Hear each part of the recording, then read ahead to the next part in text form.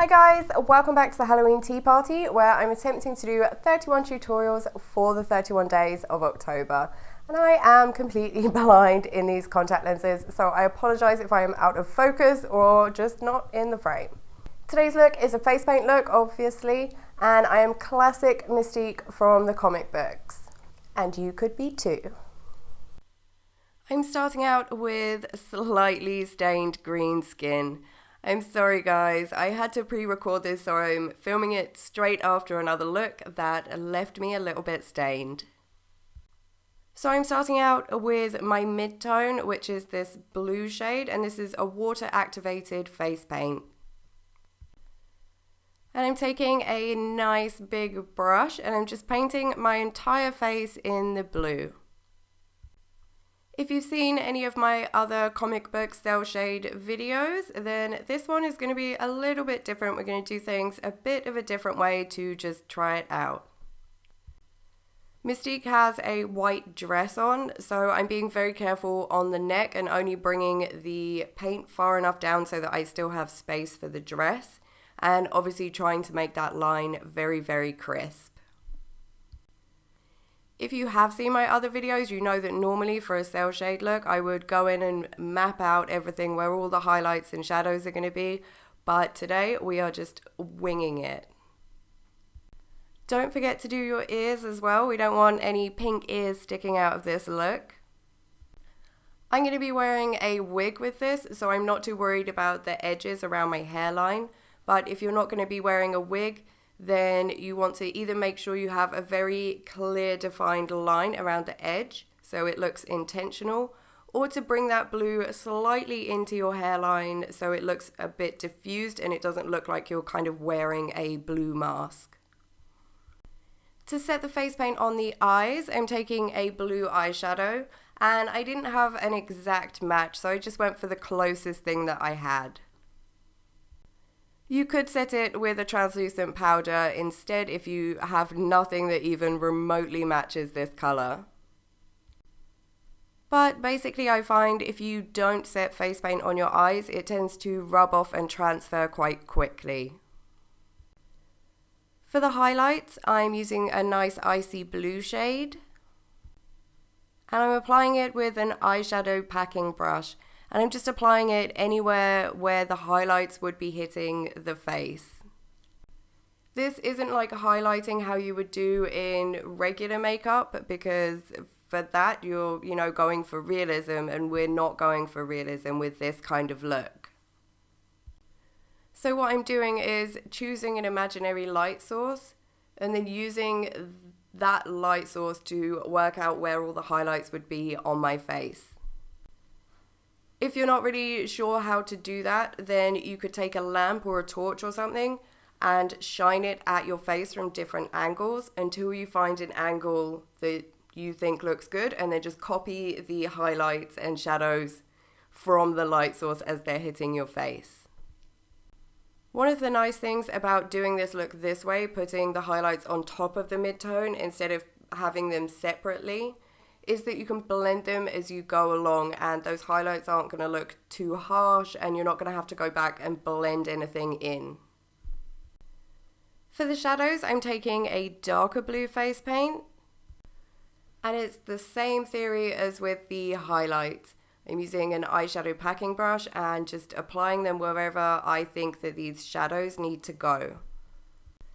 If you have any areas where you feel like it's too harsh, then you can take the brush that you applied the blue with, and don't apply more paint to it unless you need to, but just go in and add a touch of that blue that's left on the brush to mute it down a bit. But you're trying to kind of find that sweet spot between blended enough and not blended so much that it looks like you're trying to go for a realistic look. Then I'm taking some black face paint, and I'm using this on a detail brush to fill in the comic book style lines and to fill in things like my eyebrows. For the lines, you don't want to outline everything, you don't want to outline the entire nose because it's just going to look a bit strange. So you can use broken lines in some areas just to give that idea of the shape of the nose.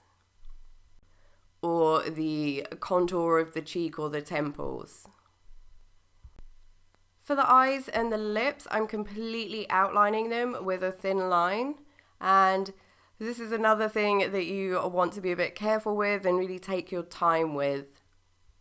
You want really nice, crisp, thin lines, and obviously you want them to be even. Black can be a bit of a pain to cover up and correct, so take your time with this bit. For the lips, I'm adding a little bit of highlight and shadow to them as well, just so that they don't look too flat.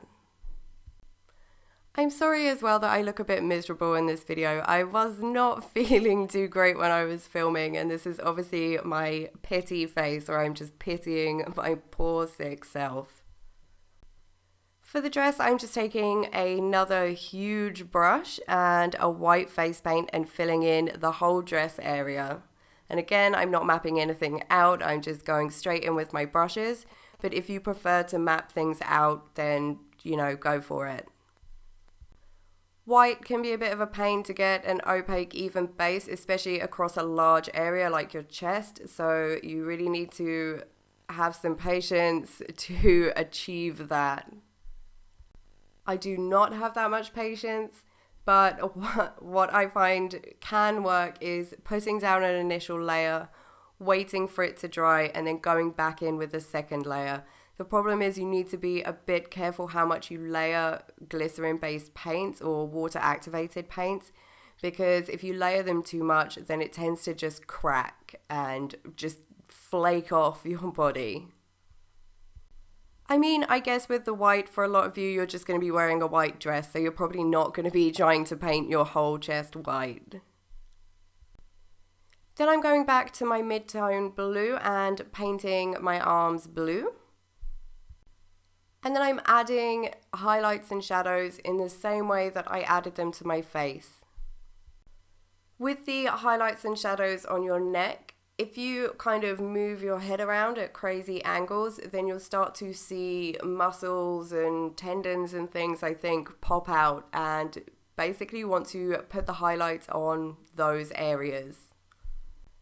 I'm also adding some highlights onto the dress, and I'm using the icy blue to do that because, there's nothing whiter than white as far as I know. And so in general, when white highlights, it would be another color. It would be whatever color is reflecting off of the white. So because Mystique has blue skin, the highlights would probably be reflecting the blue from the skin. And again, you can do the moving around thing to see where everything is positioned in your body. So the tops of the collarbone would have a highlight. That little dimple at the bottom of your throat, around the higher points of that, would be highlighted. And mine came out just a little bit too harsh, so I went back in with some white and kind of blended them where they were with that white to mute them back down a bit. Then I'm grabbing the black face paint and the detail brush to do some outlining. So I'm outlining the edges of the dress, the collar and the sleeves. And I'm doing the chin/neck shadow. So I always feel like this shadow is really important to get the cel shaded look. I think it's part of what really makes it look cool. And it's also very slimming for your neck and your chin, which I like a lot. I like to bring the black all the way up so it starts just behind my ears and follows just along the edge of my jawline. So I don't want it to look like it's actually coming up onto my face, but I'm getting as close as I can to the edge of my jawline. If I was just doing this look for a picture, normally I would very specifically place this under chin shadow to match the pose. But because you guys might want to wear this out for Halloween, I'm going for a generic, as if I'm staring straight on shadow, like the shadow the chin would cast if I was looking straight on, because that's the one that's going to look the best from any angle. Then I'm adding the detail lines to the dress. And you can see I'm starting to get a bit of that cracking in the middle of my dress where my white is layered very thick on a movable area. How annoying, but I'm going to go over that and just touch that up in a minute. A lot of these lines are going to go along the edge of where you have your highlights, and I'm also using the black to do some shadows on the dress. And these shadows are just really going to help give that dress a bit of dimension, look like it's, you know, creasing in areas or has shape in areas, like over the collarbone, the dress would kind of hang differently over them. And I'm also adding those detail lines to my arms. And you can't really see because I'm not that far back in frame for obvious reasons. But you can do some really cool stuff with this. You can really make your arms look muscular and stuff using the shadows and highlights in these detail lines. But unless you're ambidextrous, don't go crazy because, you know, you have two arms and one of them is extra hard to paint on. I forgot to leave a space for Mystique's little skull thing on her head, so I'm just taking a cotton bud and some water to remove the blue in that area. I'm painting it white.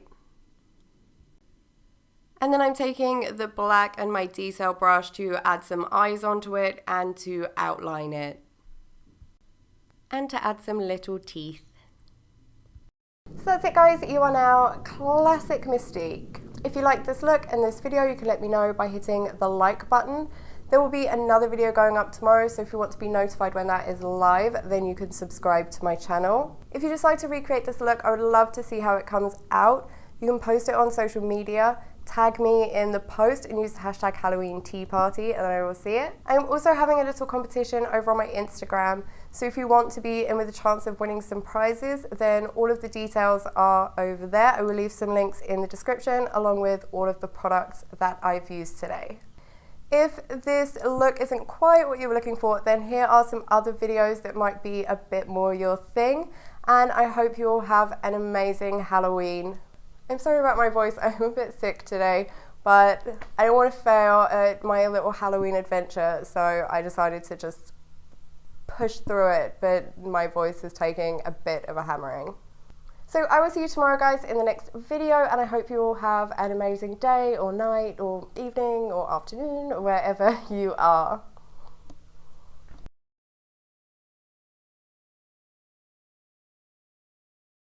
Am I in frame?